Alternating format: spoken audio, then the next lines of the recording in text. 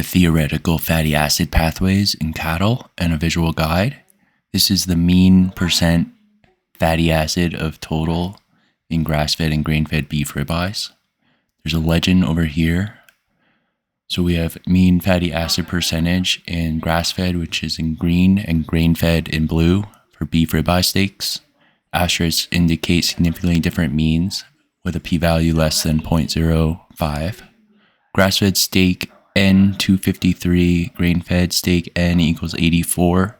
These are two basic groups we put the steaks in, and we computed the averages, and these are all the percentages for the fatty acids.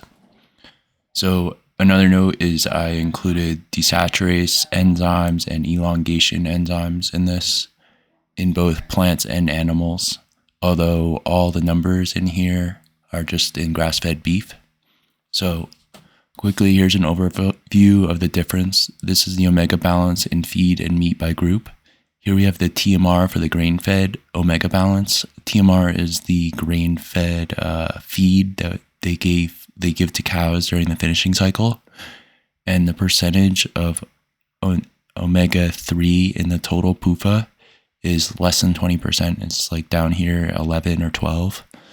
And then here, the grain-fed beef, the fat in the beef has a similar omega balance. So it's like the same amount goes over. However, in the forage hay for the grass-fed OB, we have a much higher omega balance of 77.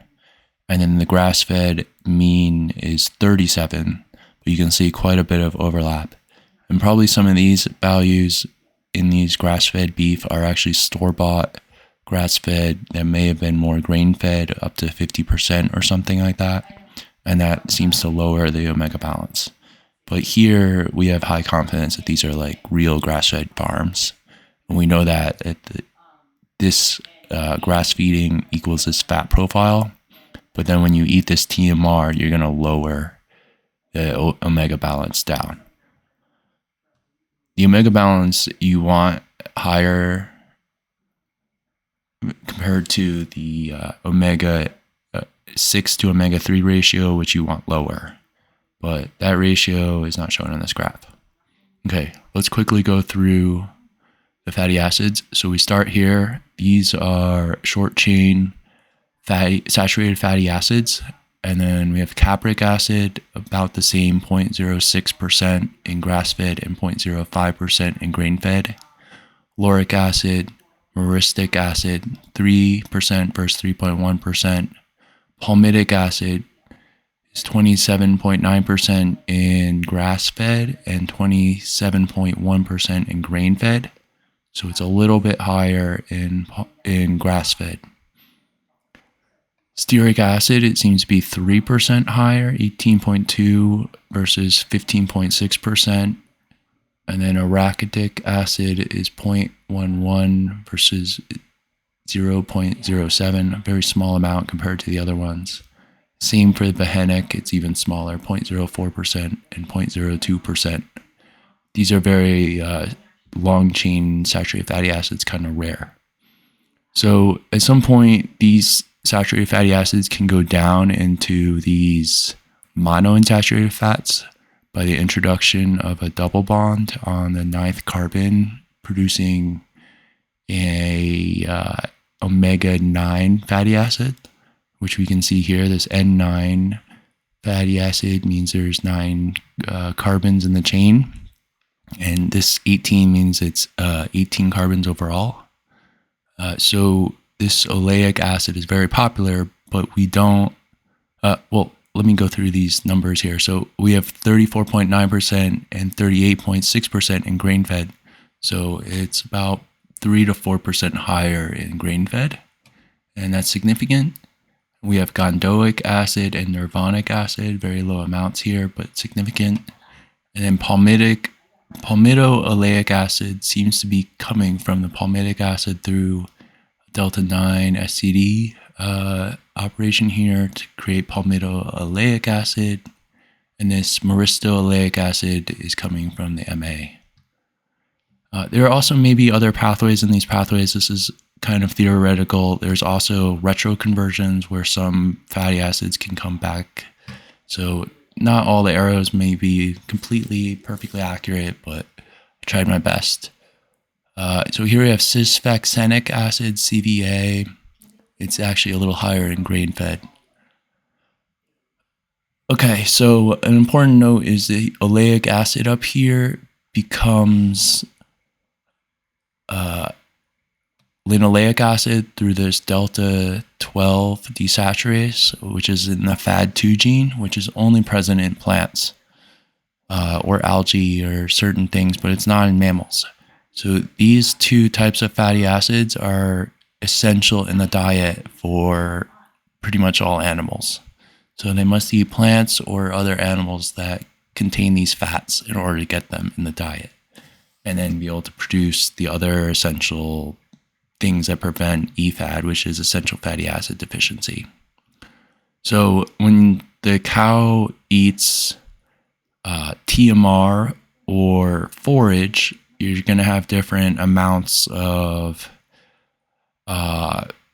fatty acids, both in the, for instance, you'll have very high omega balance chlorophyll in the forage, and then very low omega balance seeds in the grains in the TMR. So the cow also eats starches and all these fibers and stuff, and these go into the rumen and start fermenting. So the cow finds that the microbes inside the stomach in the cow have a very reactive response to any polyunsaturated fats that the cow eat in the PUFA or the forage. And the microbes actually find that the PUFA is toxic at high levels. So what they do is they must combat this by using enzymes to turn this LA and this ALA and any others in the diet into less harmful forms so that the microbes can continue reproducing and growing. So in order to do that, this group A bacteria turns dietary linoleic acid in the TMR or the forage into rumenic acid, it's RMA. It doesn't seem to be significant here. And this is a C9, T11, C18, 2N6. So this is a linoleic acid, but one of the double bonds is now a trans bond. And only these bacteria have the ability to do this process, this group A bacteria. Now, the group A bacteria can also then turn RMA into TVA, transvaccinic acid, which is actually a little higher in the grain-fed. And yes, so then after that, the group B bacteria can turn this TVA into stearic acid and increase. Perhaps more of this is happening in the forage, and then that's boosting the stearic acid percentage in the overall cow. Well, that's, again, theoretical. It's just trying to be like, well, if we were to calculate, how would this all work? And also this fat is in the ribeye. We don't really know how, the dietary fat gets, all through the body and then into the meat and everything. And the ribeye may have different fatty acids than the rest of the body. So again, this is all very theoretical. We also have transpalmitoleic acid here, TPOA, a very small amount, 0.38%, 0.23%. So most of this LA and ALA, I think it's 85 to 95%, will be turned into other fatty acids. And then those will be turned into other fatty acids. So the power of the ruminant is to turn high PUFA foods into low PUFA fat in its own body. When humans or pigs or chickens eat PUFAs, they don't have this biohydrogenation process going on. So they actually absorb most of this LA and ALA as fat and then have a much higher percentage of PUFA in their fat stores. So monogastrics are much more sensitive to PUFA, whereas cows can reduce the PUFA and make it more stable and less toxic to the bacteria. But again, this is really the microbes, the bacteria in the rumen that are doing the process. Okay, so now we've covered all these fats more or less, and we get into the omega-6 pathway. And linoleic acid, not all of it gets, there's some in the fat, but let's look at this percent here. 2.32% in grass-fed and 3.14% in grain-fed. So this is a significant amount. So there's about a little less than 1% more in grain-fed. However, these percentages are very low to most other foods. So chicken and pork might have 15 to 30% of this fat in it. And then seed oils like canola oil has 21%. And then safflower oil has 77% of this oil, this particular fatty acid. So 77 versus 2 or 3, essentially beef fat is a very low linoleic acid fat. And that's a unique property because this whole biohydrogenation process happens continually in the cow. Okay, so the linoleic acid also has an ability to turn into alpha linolenic acid through this delta 15 desaturase in the FAD3 gene. However, as you can see, this plant is, again, it's an enzyme that's only in plants. So another thing you can conclude from this is that this ALA is also necessary in the diet. For humans, for cows, etc., we can't turn LA into ALA in our own bodies. And you can see all these conversions between the two sides are only in plants or fungi. I'm not even sure which one this is in. And then this one is in fish. So really we're working like kind of within the bounds here. And you can think of it as a tail. This omega-6 tail has 6 carbons on the end, and it moves around. It's stereoisometric, I guess. And a similar thing with the N3, which is a tail of 3 carbons. And these, when the enzymes don't really touch the end of the tail because it's like hard to grab onto. So they start at the methyl end. And so basically that means that the omega-6 fats stay intact. Like you can't turn an omega-6 into an omega-3 that easily. So if you find an omega-6 in the flesh somewhere, it had to have come from the diet. However, it could have been transformed in the body through this process. Like LA could have gone into one of these if you're a ruminant, or it could have gone into one of these if you're an animal.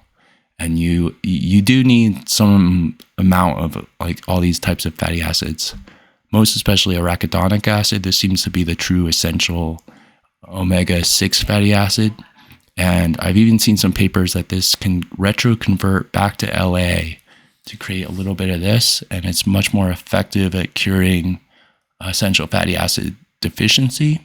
So you may know LA and ALA as like the true only essential fatty acids, but there is quite some other literature that's saying ARA and this EPA, or really this DHA down here, are the true essential fatty acids. Okay, so going through, we have ALA over here. We have 0.99 versus 0.27, so it's about 4 times higher in the grass-fed than the grain-fed. Very significant, and it gives a lot more N3s for the grass-fed. Now, we didn't measure these two fatty acids, and we also didn't measure these ones in the N6 type, the DTA, the TTA, the TPA, and also these intermediates. They're very small. They don't like stay around for very long. In fact, you can see this linoleic into this GLA. There's very little GLA because then it quickly gets transformed into this one. So we have LA, it's 2.3%, 0.7%, 0.23%, and then 0.63%. So the total amounts of PUFAs in beef is very small. I mean, a sum of 3.2 versus 3.9. So there's really only 0.7% more N6 in grain-fed than grass-fed. And then on the other hand, you can see a much bigger total sum for the N3 of 1.79 or 1.8% versus 0.57%. That's almost like a three times difference there. So these then factor into the omega balance, right? So if you calculate the omega balance for grain-fed beef, it would be 0.57 divided by the sum of 0.57 plus 3.9, which would be maybe 4.5 or so. And then that's going to be pretty low at 10 to 12%, and then an omega balance of 12.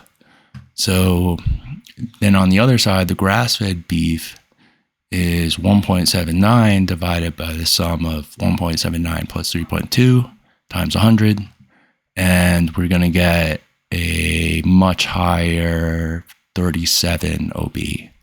And you can see quite a bit of range there, but on the whole, the very, very highly grass-fed animals are 35 to, say, 60 omega balance. So you can also see that the docosahexaenoic acid, the DHA, is twice as much in the grass-fed than the grain-fed. If this is truly the essential fatty acid, then that's a really important difference. And another thing is you can see all the delta FADS S2 genes that we have. You can see how this knocks 2 hydrogens out. However, this ELOF L5 is an elongation enzyme, and it adds 2 carbons as like a chain into the saturated fatty acid. So here you can actually see, you can understand that this 18 becomes 20, but the 4 and the N3 stays the same.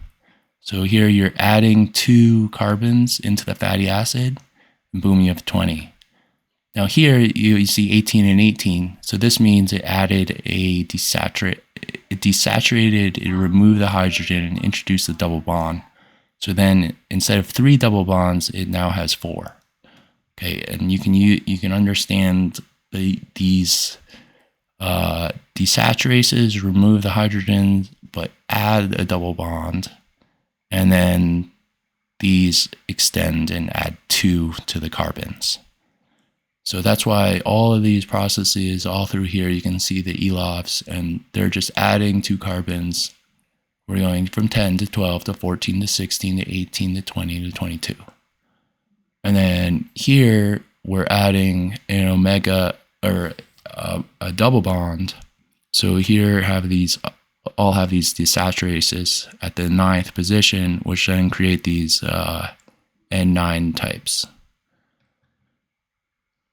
And then we have another desaturase. This is only in plants. And then we get that second double bond. And now we have 2 double bonds in the linoleic acid. And that tail that's 6 carbons long. Now in the linoleic, we have 18,2 and then 18,3. So that adds a double. And then this adds 2 carbons. And this adds a double. Then this adds 2 carbons. This adds 2 carbons. This adds a double. And then look at this. There's 24 carbons long and 5 double bonds. And in order to reduce it, it takes out 2 double bonds, and then we only have 22. Now, the same thing. So this is called peroximal beta oxidation. And it basically burns the 2 carbons out. So here we finally have a minus of the 2, when before we always had the pluses. Plus, plus, plus, plus, plus, plus, and minus and minus. Minus these 2. So again, this is 24,5 N3, and this is 24,6. So it added a double bond by removing the hydrogens. And then here, peroximal beta oxidation removes the 2 carbons, and then we have 22. So that's the entire theoretical fatty acid pathways in cattle and visual guide. These are the fat types. We also have some odd chain SFA over here. And essentially the conclusion is ruminant meat, cows, lambs, other like goats like that, probably have very low PUFA overall compared to most other foods like grains and seed oils and monogastric animals, which are pretty much the most heavily consumed diet or food types in the American diet today.